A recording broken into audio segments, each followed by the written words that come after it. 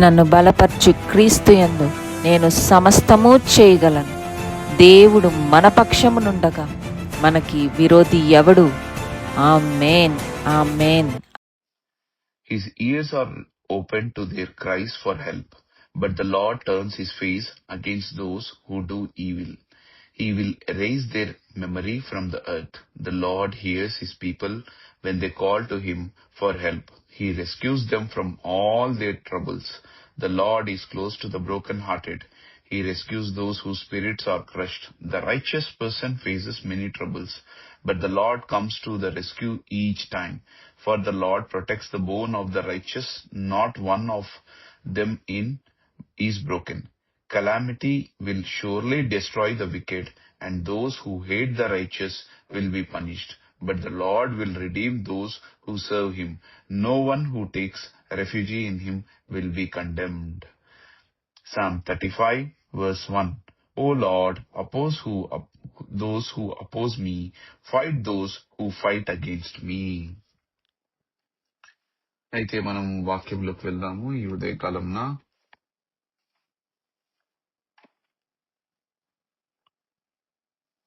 కీర్తనలు 34:14 చదువుకుందాము. చెడును విడిచి మంచిని చేయుము, సమాధానమును వెతికి దానిని అనుసరించుము. ఇక్కడ ఈ వచనంలో మనకి తెలియజేస్తుంది ఏంటంటే, మనము చెడుని దూరంగా వదిలేయాలి మన జీవితంలో. ఎందుకంటే మంచి చేయాలి, సమాధాన జీవితం వెతకాలి. ఇది ఈ వచనంలో మన యందు నుంచి ఆశిస్తున్నారు దేవుడు.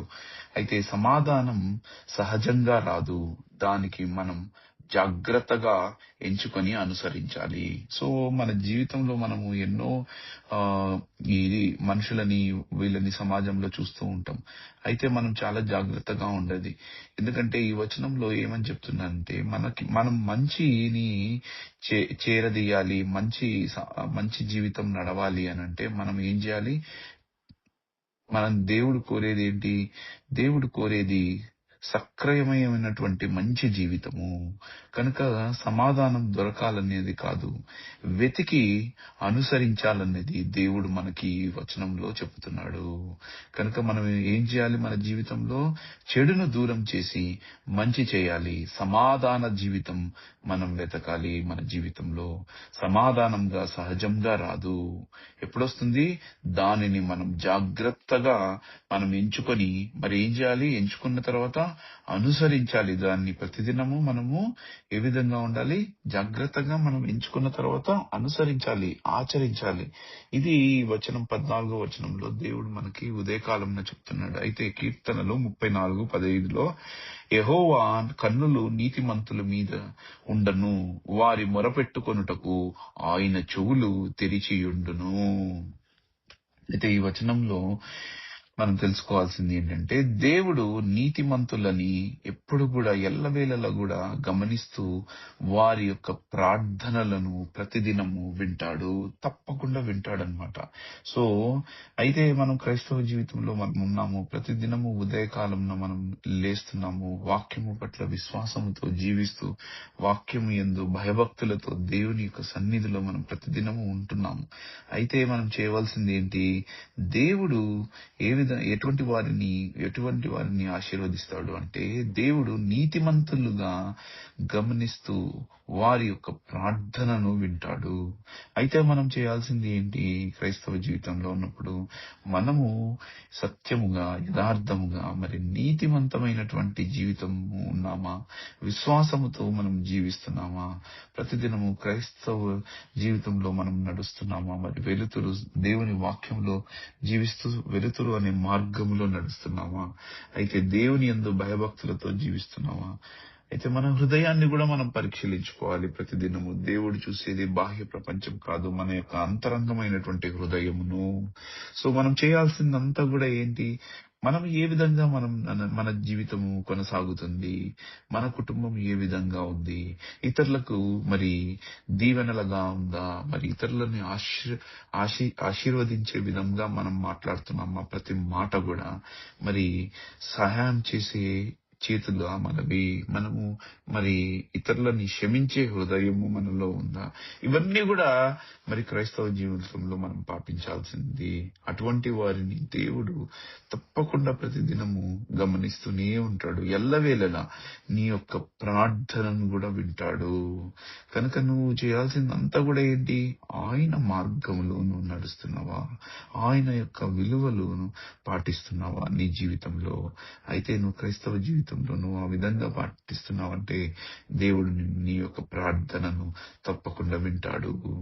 అయితే ఇక్కడ ఇంకోటి కూడా తెలుసుకోవాల్సింది ఏంటంటే, ఈ వచనంలో నీతిమంతుల జీవితం దేవుని దృష్టిలో ఎల్లప్పుడూ విలువైనది. సో ఎవరైతే మరి సత్యమైనటువంటి మార్గంలో నడుస్తూ నీతిమంతులుగా జీవితము ఉందో మరి దేవుని దృష్టిలో వారికి ఎప్పుడు కూడా విలువైనది. కనుక ఇవన్నీ కూడా క్రైస్తవ లక్షణంలో మనం ఆచరించాల్సినటువంటిది. అంతేగాని జస్ట్ క్రైస్తవులం మనం అని చెప్పుకొని సమాజంలో మనము ఏ విలువలు కూడా మరి పాటించక దేవుని యందు భయభక్తులతో జీవించకుండా ఎడల మరి దేవుడు అటువంటి వారి నుంచి దూరం అవుతాడు. మరి అటువంటి వారికి దేవుని యొక్క కృప, దేవుని యొక్క ఆశీర్వాదము లభించదు. కనుక నువ్వు చేయాల్సిందంతా కూడా ఏంటి? మనము ఆయన యందు భయభక్తులతో జీవిస్తున్నామా? అదే మెయిన్ ఇంపార్టెంట్. కనుక దేవుడు నీతిమంతులను గమనిస్తూనే ఉంటాడు. వారి యొక్క ప్రార్థనను తప్పకుండా వింటాడు. ఎప్పుడైతే నీ ప్రార్థన దేవుడు వింటాడో మరి ఆయన తప్పకుండా నీ యొక్క ప్రార్థనను వినిన వెంటనే మరి నీకు తగిన సమయంలో నీ ప్రార్థనను బట్టి నీకు ఆశీర్వదిస్తాడు. ఆయన నీ యందు ఉంటాడు. కనుక నీకు ఆయననే రక్షణ, ఆయననే నీకు మరి బలము. కనుక మనమంతా చేయాల్సింది ఏంటి? మనం ప్రతిదినము ఆయన సన్నిధిలో మనం ఏ విధంగా జీవిస్తున్నాం అనేది మనం అందరం కూడా ప్రశ్నించుకోవాలండి. నీతిమంతుల జీవితం దేవుని దృష్టిలో ఎల్లప్పుడూ విలువైనది. సో ఎవరైతే నీతిగా, నిజాయితీగా, మరి ధర్మంగా ఉంటారో, మరి క్రైస్తవ విలువలని గౌరవిస్తూ పాటిస్తారో మరి అటువంటి వారు దేవుని దృష్టిలో ఎప్పుడు కూడా మరి ప్రథమ స్థానంలో ఉంటారు. అయితే 34 కీర్తన 16వ వచనం చదువుకుందాం. చెడు చేసిన వారి మీద యెహోవా ముఖము విరోధముగా ఉండును, వారి జ్ఞాపకమును భూమిలో నుండి తొలగించుటకై ఉండును. అయితే ఇక్కడ మనం తెలుసుకోవాల్సింది ఏంటి? ఈ యొక్క వచనంలో 16వ వచనంలో చెడును కొనసాగించడం చివరికి దేనికి తీసుకుంటుంది? పతనానికి దారి తీస్తుంది. కనుక అటువంటి సావాసము నుండి మనము దూరముగా ఉండాలి. అటువంటి సన్నిహితము కూడా మనం చేయకూడదు. దుర్మార్గులు, దుష్టుల నుండి మనం ఎల్లప్పుడూ కూడా దూరంగా ఉండాలి. వివేకవంతులైనటువంటి వారు ఎప్పుడు కూడా దేవుని సన్నిధిలో ఉండాలి. అంతేగాని చెడు ఆలోచనలు, చెడు మార్గాలు ఎంచుకోనకూడదు. అయితే ఈ వచనంలో మరి ఏమని చెప్తున్నారు? మనం తెలుసుకోవాల్సింది, చెడు కొనసాగించడం ఏమవుతుంది? చివరికి నాశనానికి, పతనానికి దారితీస్తుంది. అయితే చెడు సావాసంలో మొదటగా ఏ విధంగా ఉంటుంది? నువ్వు డబ్బులు ఇవన్నీ కూడా అక్రమ మార్గంలో సంపాదించినప్పుడు అది విలాసము, సంతోషము తాత్కాలికంగా ఉంటుంది. అంతేగాని అది సంపూర్ణమైనటువంటి శాంతి, ఆనందం ఇవ్వదు. కనుక మనం ఎప్పుడు కూడా మరి వక్ర మార్గాలలో మనము వెళ్ళకూడదు. డబ్బులు సంపాదించడానికి, పదవులు సంపాదించడానికి బ్రైబ్ ఇయ్యడము, ఇవన్నీ కూడా దేవునికి నచ్చదు. కనుక మనం ఏముండాలి? క్రైస్తవ జీవితంలో మనం ఉంటున్నాము అంటే మనము దేవుని యొక్క విలువలను మనం పాటించాలి. అందుకనే వాక్యమును అనుసరిస్తూ జీవించాలి. కనుక అంత ఈజీ కాదు వాక్యాన్ని అనుసరిస్తూ ప్రతిదినము మనం జీవించాలి ఈ యొక్క మానవమైనటువంటి ప్రపంచంలో. ఎందుకంటే చాలా మంది కల్ముషం అయిపోయినటువంటి మనుషులు ఉంటారు. అటువంటి వారి నుండి మనం ఏ విధంగా మనం దూరంగా ఉండి మరి ఆకర్షణీయంగా కాకుండా మనం క్రైస్తవ విలువలను పాటిస్తూ ప్రతిదినము ఆయన యొక్క సన్నిధిలో మనం దగ్గర అవుతున్నాం అనేది మనం చూసుకోవాలి. కనుక మనమందరం కూడా చేయాల్సింది ఏంటి? చెడును కొనసాగించడం ఏమవుతుంది? మన జీవితానికి చివరికి పతనానికి దారి తీస్తుంది. చెడును మనము సహించకూడదు. కనుక మనము ఎక్కడైతే చెడు ఉందనుకో మరి అటువంటి వాటి నుండి మనం దూరంగా ఉండాలి. అటువంటి ఆలోచనలు మనము మనము మన మనసులో కూడా రాకూడదు.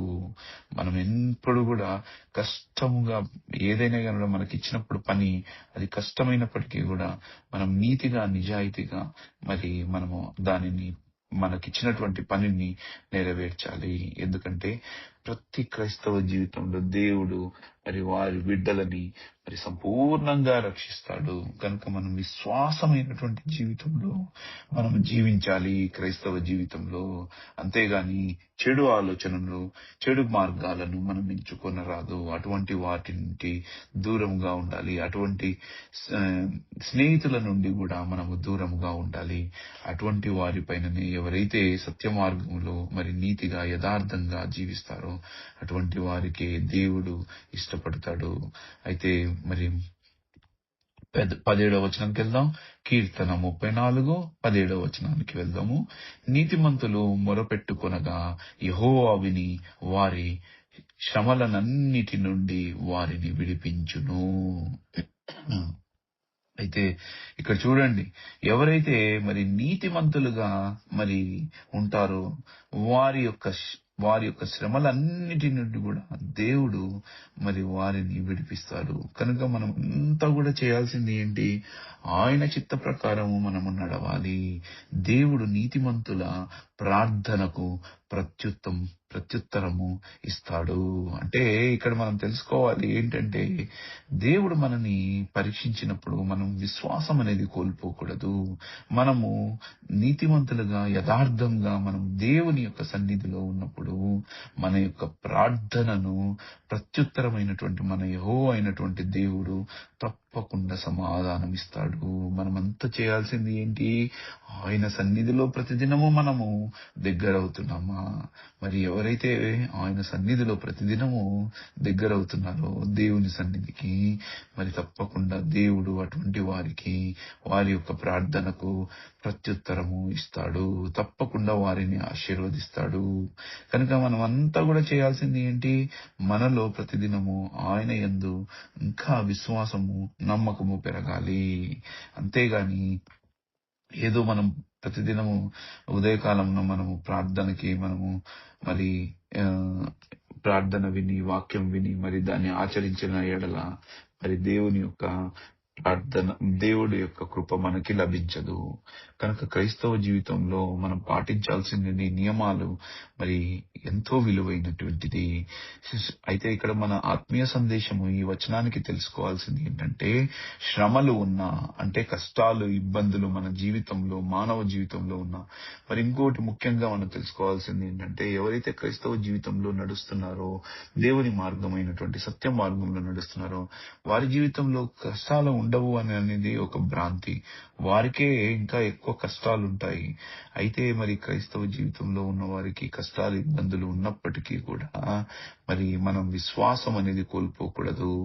మనము ఇంకా దేవుని సన్నిధిలో ప్రతిదినము ఆయనకి దగ్గరయ్యేటట్టుగా ఉండాలి. కనుక శ్రమలు ఉన్న విమోచనం దేవుని చేతిలో ఉంటుంది.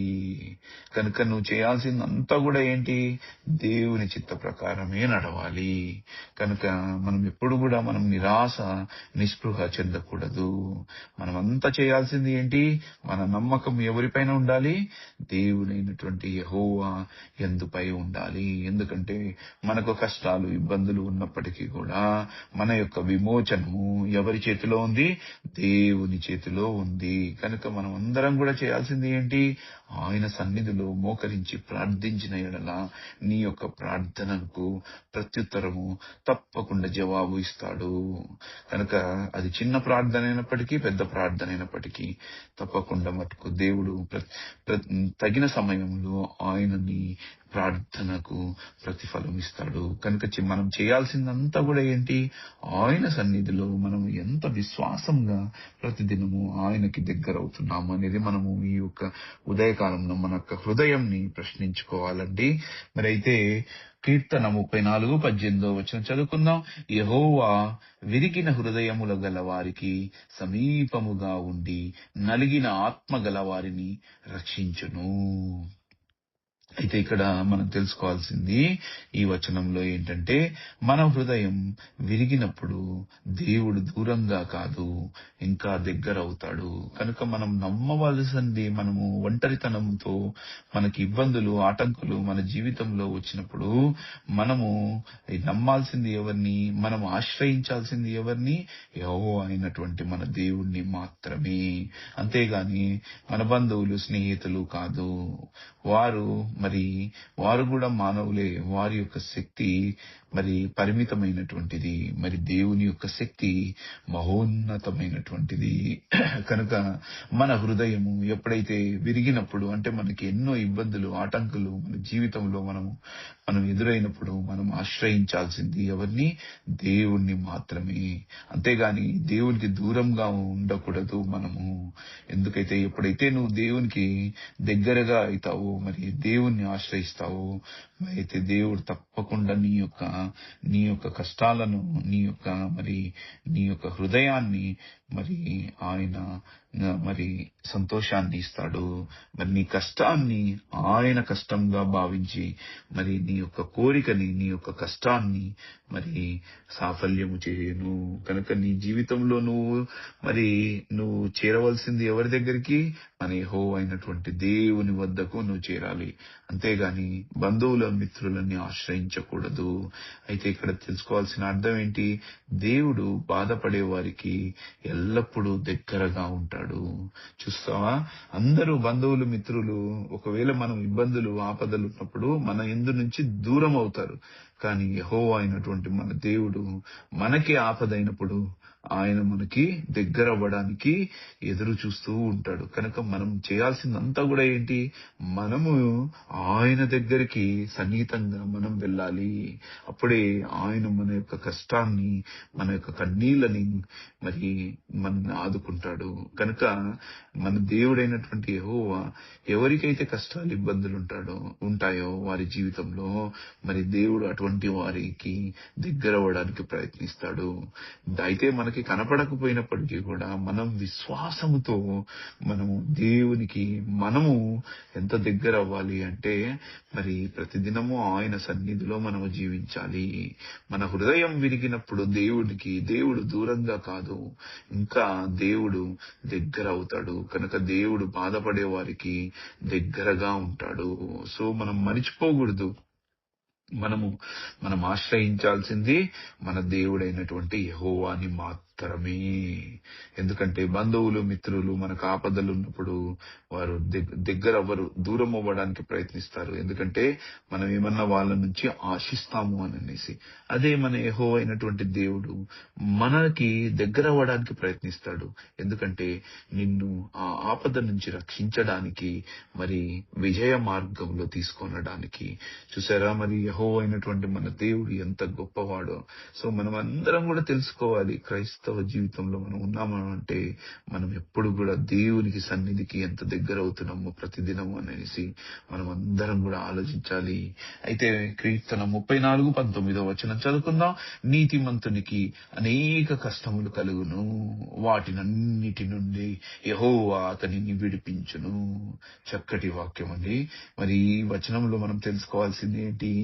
నీతిమంతుడైనటువంటి వాడికి కష్టాలు అనేటువంటివి తప్పకుండా ఉంటాయి. ఎందుకంటే మనం బతికే కలుషితమైనటువంటి సమాజము. కనుక అటువంటి సమాజంలో మనము నీతిగా యథార్థంగా జీవించాలి అంటే ఎన్నో కష్టాలు, ఇబ్బందులు అనేటివి మనం ఎదుర్కొంటాం దినదినము, ప్రతి క్షణము కూడా. అయితే విశ్వాసము, నిరీక్షణ అనేది మనం కోల్పోకూడదు. కనుక నీతిమంతులకు కష్టాలు, ఇబ్బందులు ఉంటాయి. కానీ దేవుడు వారిని విడవడు. ఎన్నడూ దేవుడు వారి యందే ఉంటాడు, వారి పక్షము యందే ఉంటాడు. కనుక మనం గమనించాల్సిందంతా కూడా ఏంటి అంటే, ఆయనకి మనం సమర్పించిన ఎడల మన కష్టాలని తప్పకుండా ఆయన మన యొక్క కష్టాల నుండి రక్షిస్తాడు. కనుక మనం ఆశ్రయించాల్సింది దేవుణ్ణి, మన యెహోవా అయినటువంటి దేవుణ్ణి మాత్రమే. విశ్వాస జీవితం కష్టాల రహితం కాదు, విడిపింపు హామీ. సో ఇక్కడ క్రైస్తవ జీవితంలో మనము ఉన్నాము అని అంటే, మరి నీతిమంతులుగా యథార్థంగా మనం జీవిస్తున్నాము అంటే, మనకి ఎన్నో కష్టాలు, ఇబ్బందులు ప్రతిదినము ప్రతి క్షణము మనము ఎదుర్కొనే ఉంటుంటాము. క్రైస్తవ విలువలలో మనం జీవిస్తున్నాము అంటే, ప్రతిదినము సమాజంలో మనం ఎన్నో ఇబ్బందులు, ఆటంకాలు మనం ఎదురవుతూనే ఉంటాము. అయినప్పటికీ కూడా మనము మనము మనము దేవుని చిత్త ప్రకారము దేవుని యొక్క వాక్యములోనే జీవించాలి. అదే దేవుడు మనల్ని ఆశిస్తున్నాడు. కనుక దేవుడు ఎన్నడూ అటువంటి వారిని విడవడు, వారికి తప్పకుండా ఆశ్రయం ఇస్తాడు, వారిని అటువంటి రక్షణల నుండి కాపాడుతాడు. కనుక నువ్వు చేయాల్సిందంతా కూడా ఏంటి? దేవుని యొక్క సన్నిధిలోనే నువ్వు జీవించాలి. అంతేగాని మనము సమాజంలో ఇతరులు వేరే మరి దుర్మార్గులుగా ఉన్నారంటే, జీవిస్తున్నారంటే, మనము అటువంటి వాటికి ఆకర్షణీయం కాకూడదు. ఇది ఎందుకంటే మానవులైనటువంటి మనము తొందరగా ఆకర్షించబడతాం. కనుక మనం నిగ్రహ శక్తి అనేది చాలా ఇంపార్టెంట్. కనుక ఓర్పు సహనం అనేది కూడా మనలో ఉండాలి. కనుక ఈ వచనంలో మనం తెలుసుకోవాల్సింది ఏంటి? నీతిమంతులకు కష్టాలు ఉన్నప్పటికీ కూడా కానీ దేవుడు ఎన్నటికీ వారిని విడవడు. ఎందుకంటే దేవుడు అటువంటి వారిని ఇష్టపడతాడు. విశ్వాస జీవితం కష్టాలు రహితం కాదు, విడిపింపు హామీ. అయితే 20వ వచనం చదువుకుందామండి. అతని ఎముకలన్నిటి ఆయన కాపాడును, వాటిలో ఒక్కటైనను విరగదు. అయితే దేవుని యొక్క రక్షణ ఏ విధంగా ఉంటుంది? మన జీవితంలో సంపూర్ణమైనటువంటి రక్షణ ఉంటుంది. సో దేవుని సంరక్షణ సంపూర్ణమైనది. ఏది కూడా యాదృచ్ఛికంగా ఉండదు, అంటే ఆర్టిఫిషియల్ గా, సూపర్ఫిషియల్ గా ఉండదు. కనుక దేవుని యొక్క రక్షణ ఏ విధంగా ఉంటది? సంపూర్ణమైనటువంటి రక్షణ ఉంటుంది. సో ఎప్పుడైతే దేవుడు మనల్ని ఎందు రక్షిస్తాడో, ఆయన రక్షణ ఏ విధంగా ఉంటుంది? సంపూర్ణమైనటువంటి రక్షణ ఉంటుంది. అంతేగాని ఏదో మరి యాదృచ్ఛికంగా ఉండదు. కనుక మనం నమ్మాలి, విశ్వాసంగా ఆయన యొక్క సన్నిధిలో మనం ఉండాలి. కనుక ఎప్పుడైతే మనము ఆయన సన్నిధిలో విశ్వాసంగా జీవిస్తున్న ఎడల మనకి దేవుని యొక్క సంపూర్ణమైనటువంటి రక్షణ మన కుటుంబముల పైన, మన పైన ఉంటుంది. అయితే కీర్తన 34:21 వచనం చదువుకుందాం. చెడుని, దుష్టిని చంపును, నీతిమంతుని ద్వేషించు వారు దోషులుగా నిలుపుదురు. అయితే ఇక్కడ మనం తెలుసుకోవాల్సింది ఏంటంటే, 21వ వచనంలో చెడుని ఎంచుకుంటే అదే మన శత్రువుగా మారుతుంది. అయితే మనం తెలుసుకోవాల్సింది ఏంటంటే, ఎవరైతే చెడుని మరి ఎంచుకున్నారో మరి అటువంటి వారికి దేవుని యొక్క కృప కోల్పోతారు. అటువంటి వారిని దేవుడు ఇష్టపడరు. కనుక చెడు దుష్టునికి నాశనం అవుతుంది. అయితే మనం తెలుసుకోవాల్సింది ఏంటి? ఎవరైతే చెడుని ఎంచుకుంటారో మరి వారికి శత్రువుగా మారుతుంది. వారి యొక్క కుటుంబములు వారు మరి నాశనానికి, పతనానికి దారి తీస్తారు. ఎందుకంటే దేవుని యొక్క వెలుతురు అనేది ఉండదు. వారి యొక్క జీవితంలో చీకటి వచ్చినప్పుడు మరి పతనానికి దారి తీస్తారు. కనుక మనమందరం కూడా అటువంటి చెడు ఆలోచనలు, చెడు ఉద్దేశాలు, చెడు చేయుటకు మనము అందరం కూడా అటువంటి వాటిపై నుండి దూరంగా ఉండాలి. అయితే మనము ఎప్పుడు కూడా చెడు స్నేహము, చెడు ఆలోచనను, చెడు ఎంచుకోవటము అనేటివి ఇవన్నీ కూడా ఏంటంటే సాతాను యొక్క ప్రయత్నము. వాటి వలన ప్రయోజనము లేదు. మన జీవితంలో మనము అంధకారంలోకి తీసుకుపోవడానికి సాతాను ప్రయత్నించే పన్నాగాలు. సో అటువంటి వాటి నుంచి మనం దూరంగా ఉండవలేను. అయితే కీర్తన 34:22 వచనము. యెహోవా తన సేవకులకు ప్రాణములు విమోచించును, ఆయన యందు ఆశ్రయించు వారిలో ఎవడు దోషిగా నిలబడడు. అయితే ఇక్కడ మనం తెలుసుకోవాల్సింది ఏంటంటే 22వ వచనంలో దేవుని ఆశ్రయం మనకు భద్రత, విమోచనము, నిశ్చయమైన ఆశ. అయితే ఇక్కడ మనం తెలుసుకోవాల్సింది ఏంటంటే ఈ వచనంలో ఎవరైతే దేవునిలో ఆశ్రయము ఉంచువారో వారు నిర్దోషులుగా నిలుస్తారు. ఎందుకంటే దేవుడు సర్వశక్తి మహోన్నతుడు. ఆయనకి తెలుసు, ఆయన మనల్ని చూసేది మన యొక్క హృదయమైనటువంటి అంతరంగమును, మన హృదయాన్ని చూస్తాడు. ఎందుకంటే మన హృదయంలో ఏ విధంగా మన ఆలోచనలు ఉన్నాయి అనేసి. అయితే దేవుని ఆశ్రయించువారు ఎప్పుడు కూడా వారు ఏ విధంగా ఉంటారు? నిర్దోషులుగా. అంటే వారు ఎలా ఉంటారు? నిర్దోషులుగా నిలుస్తారు. కనుక దేవుని ఆశ్రయము మనకు, మన కుటుంబానికి ఎప్పుడు కూడా భద్రత, విమోచనము ఉంటుంది. కనుక మనం ఆశ్రయించాల్సింది ఎవరిని? మన జీవితంలో యెహోవా అయినటువంటి మన కాపరి. అయితే ఈ వచనాలు మనము ఈ 9 వచనాలు ఈ 34వ వచనంలో చదువుకున్నాం ఈ ఉదయకాలంన. ఈ వచనాలు మనకి ఏమని తెలియజేస్తున్నాయంటే మన యొక్క మంచి జీవితము, నీతిమంతుల ప్రార్థనకు, దేవుని యొక్క స్పందన గురించి, విరిగిన హృదయాలకు ఎప్పుడైతే మనం దేవుని సమీపంపై ఆధారపడతామో మరి మన యొక్క జీవితంలో సంపూర్ణ విమోచన కావాలి అనంటే మనము ఎవరిని ఆశ్రయించాలి? యెహోవా అయినటువంటి మన యొక్క కాపరిని, మన దేవుణ్ణి అయినటువంటి యెహోవానే మనం ఆశ్రయించాలి. అయితే చివరి వచనము చదువుకుందాము. కీర్తన 35:1 వచనం చదువుకుందామండి ఈరోజు. యెహోవా నాతో పడు వారితో నీవు వివాదపడుము, నాతో యుద్ధము చేయు వారితో నీవు యుద్ధము చేయుము. అయితే ఇక్కడ మనం తెలుసుకోవాల్సింది ఏంటంటే మరి ఈ దావీదు యొక్క ప్రార్థనలో తనను బాధించే శత్రువులు తాను ఎదుర్కొనే బదులు దేవుని చేతిలో ఏ విధంగా అప్పగించాడో మన జీవితంలో కూడా అన్యాయం, అపాదం, వ్యతిరేకత ఎదురైనప్పుడు మనమే ప్రతీకారం తీర్చుకోవాల్సిన అవసరము లేదు. సో మనము ఎవరైనా మనకి ఆపదలు గాని, అన్యాయము మరి మన పైన వ్యతిరేకతగా మరి దూషించినప్పటికీ కూడా మనమే ప్రతీకారం తీర్చుకోవాల్సిన అవసరం లేదు. దేవుడు మన పక్షాన నిలబడే పోరాడే యోధ్యుడు. సో మనం అందరం కూడా ఏం చేయాలి? దేవుని చిత్త ప్రకారము దేవుని మార్గంలో నడవాలి. అంతేగాని మనమే ప్రతీకారం తీర్చుకోవాల్సిన అవసరం లేదు. దేవుడు మన పక్షాన నిలబడి పోరాడే యోధ్యుడు. మన పని ప్రార్థన చేయడము, పోరాటం దేవుని చిత్త ప్రకారమే మనం వదిలేయాలి. ఆయన తప్పకుండా మరి దోషులను మరి శిక్షిస్తాడు. ఎందుకంటే ఆయన సత్యమైనటువంటి దేవుడు. కనుక మనము చేయాల్సిందంతా కూడా ఏంటి? మనము ఆయన చిత్త ప్రకారమే నడవాలి.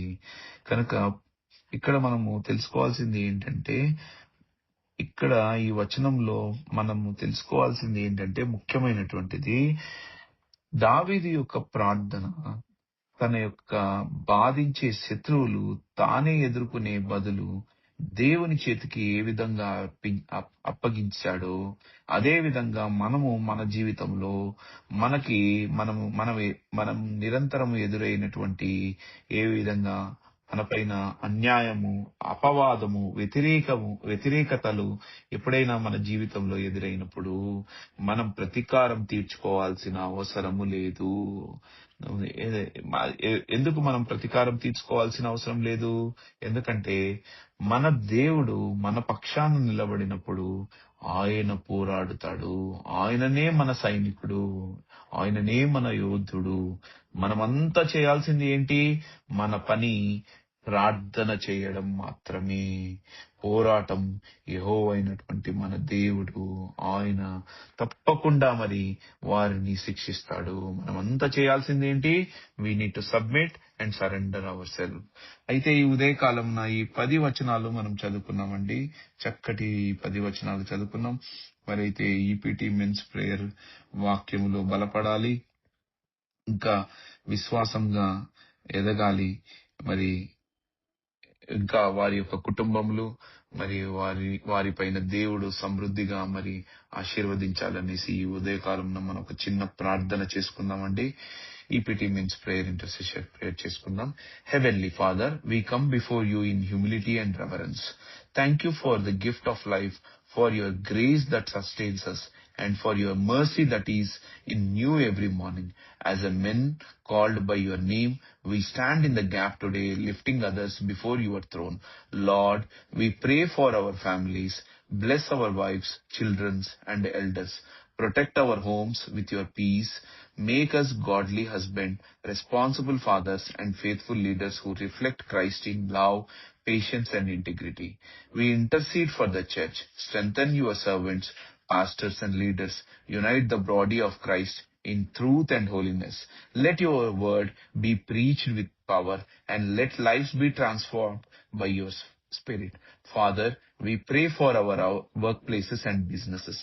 Grant us wisdom, excellence, and favor. Help us to work with honest and diligence. May we be light in our office, factories, and fields, glorifying your name throughout our conduct. We lift our nation and its leaders. Grant them with wisdom, knowledge, and the fear of the Lord. Bring peace to our land, heal diversions, and guide our country in righteousness. Lord, we pray for the weak and the sick and the burdened.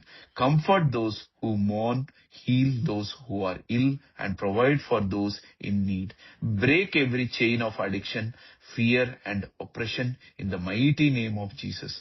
Father, we strengthen us as a men of prayer. Clothe us with humility, courage, and perseverance. Teach us to stand firm in faith, to walk in obedience, and to love sacrificially as Christ loved the church. We surrender everything into your hands, trusting that you hear our prayers and we will act accordingly to your perfect will of love. In the powerful name of the Lord, our Lord and Savior, Jesus Christ, we pray. Amen. Amen. అయితే ముగింపు ప్రార్థన and closing prayer చేసుకుందాము.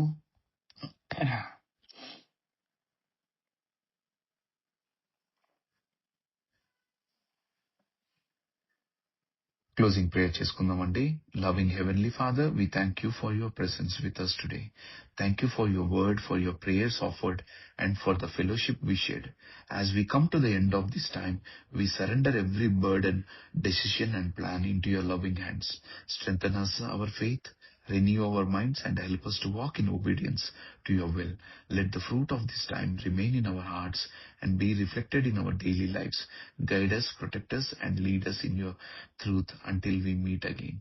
Benediction. May the grace of our Lord Jesus Christ, the love of God, the Father, and the fellowship of the Holy Spirit be with you all now and forevermore. May the Lord bless you and keep you. May his face shine upon you and give you peace. In Jesus' mighty name we pray. Amen. Amen. Praise the Lord. Good morning, everybody.